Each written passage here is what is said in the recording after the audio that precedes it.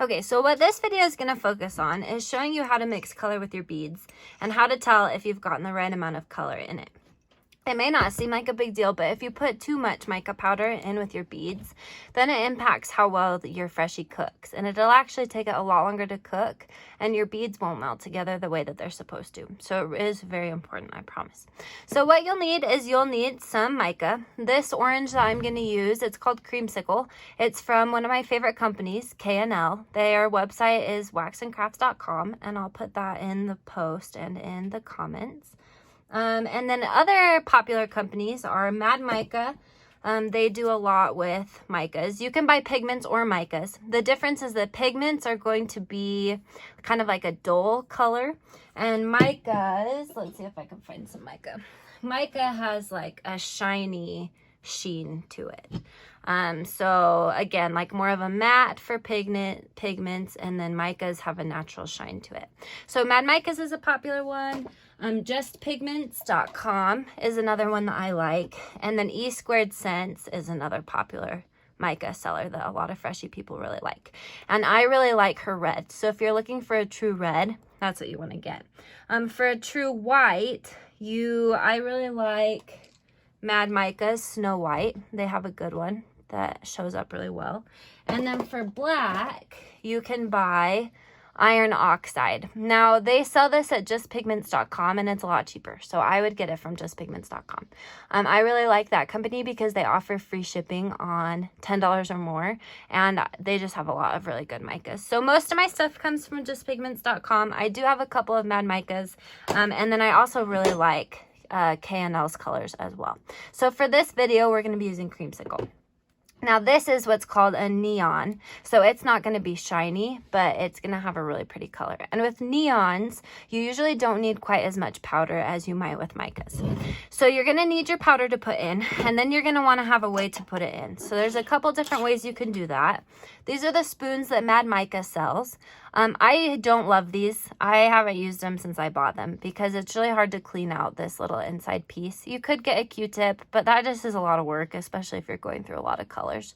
But these are available if you want like an actual spoon. There are these little spoons. I'm sure you can buy these at Walmart. This is what Jennifer puts, or at least she used to. She puts in her orders. And you can just put a little bit on the tip, which is nice. You can also use just a regular metal spoon. If you use it for Freshies, then I wouldn't eat on it. Or I will link one in the comments. I found some cool little metal spatulas that are flat, and they're designed to just get the tiniest amounts on it, and they're on Amazon. And I like the idea of using something metal versus plastic just because the mica won't stick to it as much. So it'll be easier to clean it off in between, and then you won't have as much color mixing as you go from color to color. So I'm going to start by just putting a little bit in. It's a lot easier to add more than it is to take away. So again, I'm just starting with like the littlest bit, dumping it in. And then I always mix mine in these jars. You can also use just a plastic cup and cover the top with your hand. It doesn't really matter. These won't be in it for very long, so it doesn't matter. So a shake. You want to make sure you shake it really good because as you can tell, some are darker than others. And now if you look at this, it looks really ugly. And that's because we didn't put enough mica in it. So if you're getting these really dull colors, it could be the micas that you bought, but it could also be that you're not putting enough in. So I'm going to add some more. And again, it's always easier to take some out than it is to, it's always easier to add more than it is to take some out. Sorry, I'm not really good at being on camera. Okay, so I'm going to start with that much, and let's shake it up and see what happens.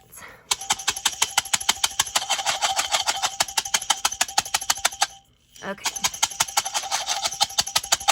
so that is looking a lot better. You can see that the color's brighter, it looks a lot prettier.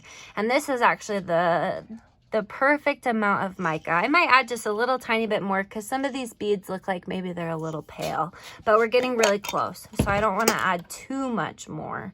Otherwise, we'll end up with too much mica. And if you get too much mica, it's not the end of the world. You can just add more beads, but it is a pain, especially if you don't have a lot of beads to spare. Okay, so there's our color. It's kind of like a Cheeto orange. It's pretty fun. And the way you can tell that this doesn't have too much mica is because when you look at the jar, It's not coated in orange. That's going to kind of be your first indicator of having too much, is if your cup or your jar has a ton of that color on the edge. That means that there was so much that it couldn't just stick to the beads. I brought an example to show you because it happens to everyone. This is my lovely red. Like I said, it's from E Squared Scents, and this stuff is super pigmented, so it's really easy to add too much. So let's look at these. So see, my lid is coated in red.